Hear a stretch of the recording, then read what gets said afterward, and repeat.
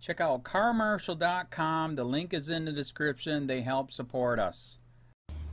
I'm walking up to a scene where a police officer on my block just shot two St. Bernards. They were not vicious. They were not after him.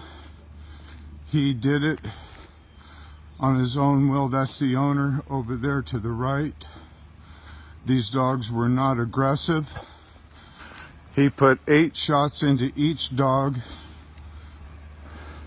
This officer right here in front is the one that did the shooting.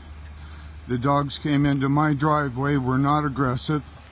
There's one dog laying down the street and the other one behind the mailbox. He had no business shooting them, but he did it anyway.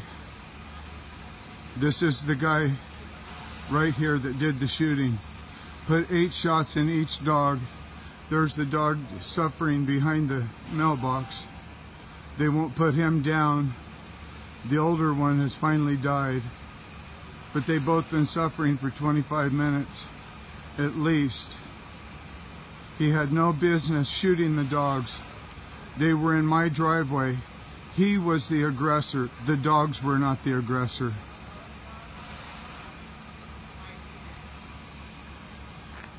Goodbye. That's the troublemaker of the block and her husband. Everybody's a pedophile. Now she's saying fuck you to me. Unbelievable. There's Cody, my neighbor. He's going to look at the other dog. He's trying to comfort the dog. The cops are going to get him.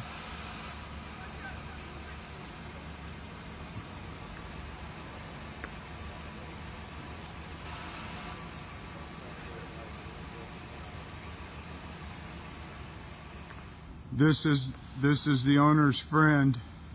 He doesn't know what to think. The dogs got out of his garage. They were out for a matter of a few minutes.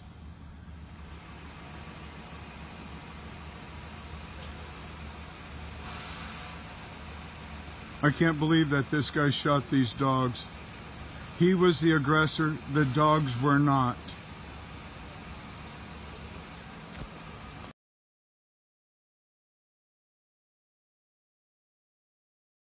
Video: Cop fires 16 rounds at non-aggressive dogs, kills one, lets others suffer to death. A police officer who shot 2 dogs multiple times blamed the neighbors who questioned his actions when police stood there and watched the dogs suffer.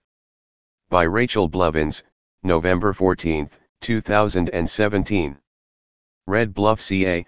Video from a witness has been released, giving insight into the aftermath of a police shooting, as neighbors attempted to understand why an officer unloaded 16 rounds into 2 dogs they described as non-aggressive, and then waited nearly an hour to offer medical attention, forcing his victim to suffer. According to a report from Redding's Record Searchlight, a police officer was called to a Red Bluff neighborhood on Sunday morning after receiving reports that 2 large dogs were chasing a girl on a bicycle. The responding officer claimed he opened fire on the dogs because they were acting viciously and aggressively, and were threatening to attack him. However, in a video published on Facebook by Jimmy Wade, a neighbor of the dog's owner, he claimed that the opposite had occurred. He had no business shooting the dogs. They were in my driveway. He was the aggressor. The dogs were not the aggressor, Wade said as he stood feet away from the officer who shot them. The officer is shown standing near a patrol car with his arms crossed over his chest. While he is close enough to hear the claims Wade is making, and to be aware that he is being recorded, he does not respond. Advertisement. I'm walking up to a scene where a police officer on my block just shot 2 St. Bernards. They were not vicious. They were not after him. He did it on his own will, Wade said, gesturing to the dog's owner who was assessing the scene and attempting to check on his pets. These dogs were not aggressive. He put 8 shots into each dog. This officer right here in front is the one that did the shooting. A statement from the Red Bluff Police Department claimed that when the officer first approached the dogs, he used pepper spray on them, and when they ran away from him, he followed them in his patrol car to the driveway of a nearby residence. Read more. Innocent man jailed for a month, his life ruined, after cops mistook soap for cocaine. While the department claims that the officer was trapped between his car and a fence with both dogs coming toward him in an aggressive manner, and that to protect himself, the officer fired several shots at the dogs, injuring the one closest to him, multiple residents have a different story. Another neighbor, Amy Ball, told Record Searchlight that she witnessed the shooting, and was outraged when she read the way it was portrayed by police. That whole entire report they wrote, that press release, I read it and I was in shock. It was all make-believe, she said. Ball said she saw two different pairs of dogs, the St. Bernards, and another pair that began barking at them, and the St. Bernards who were murdered were harmlessly exploring the neighborhood. They didn't seem interested in anything really. They were just kind of out free, exploring, Ball said, serving as a second witness who has claimed the St. Bernards were not aggressively threatening anyone. She also claimed that the officer used his patrol car to push the dogs into the driveway before he got out and opened fire. Ball told Record Searchlight that from what she witnessed, there is no reason why the officer should have fired over 12 rounds, and no reason why he should have opened fire on both dogs. The first bullet dropped the dog, and when the dog dropped, he kept unloading the gun, Ball said, noting that the second dog was walking away when the officer shot her. I'm screaming, why did you shoot these dogs so many times? Why did you shoot them all? Ball said. Read more. Cop shoots man's service dog during his 9-year-old son's birthday. While the Red Bluff police officer shot and killed the first dog, he shot and wounded the second dog, and it was nearly 1 hour before the injured dog was given any medical attention. She later died. The department blamed the delay in medical attention on the neighborhood, claiming that many of the neighbors became hostile to the officer and emergency treatment to the injured dog was delayed until the situation calmed down. While the Tehama County District Attorney's Office claims to be investigating the shooting, it remains to be seen whether the officer will be held accountable for his actions. The neighbors have since set up a GoFundMe account to help pay for the vet bills and for the cremation of both dogs. You can visit it here if you'd like to help.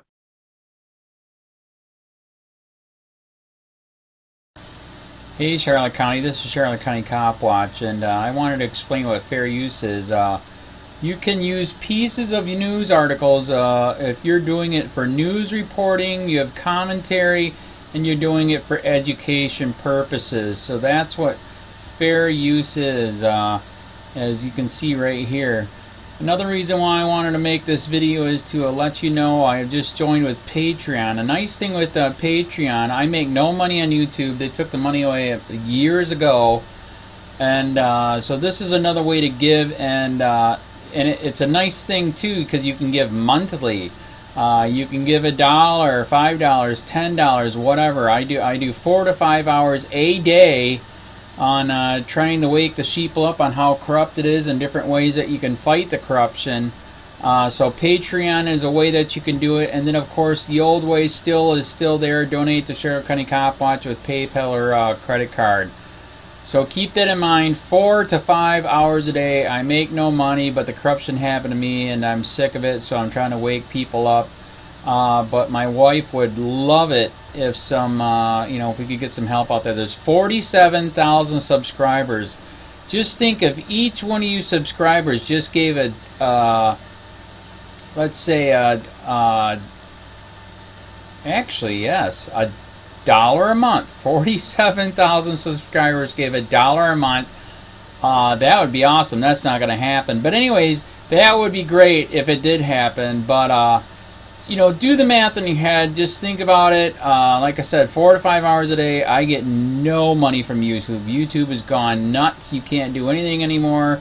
They're taking the money away everywhere. So these are a couple different ways that you can still help out with all this time that I put in. And as you know, I'm in a special situation where, at least I can do it, 4 to 5 hours a day. We have a cleaning company during the day. That's what allows me to do this, and we're debt-free. So this is my hobby. I don't go fishing and all that other crap. I try to save the world. So help me out to make the wife happy, man. In fact, If you guys did give $1 a day, and there was 47,000 of you, and you did it, and each of you gave $1, and that was every month, oh my God, yes, I could quit. I could start suing them. Another idea too that we have is, you know, if I got, you know, some funds, we could actually contact everyone that has been ticketed and or arrested and put in jail and start sending them postcards to let them know we're here, and to see if everything went all right, and if it didn't, find out their story. So we could even do more investigations and more lawsuits. Lawsuits take money. So just think about that. You know, 47,000 of you so far right now. You know, $1 a day. I mean, $1 a month on Patreon, or $5 a month Patreon, 10, 20, whatever. Just do the math in your head. Help out. This is a lot of work every single day. Thanks.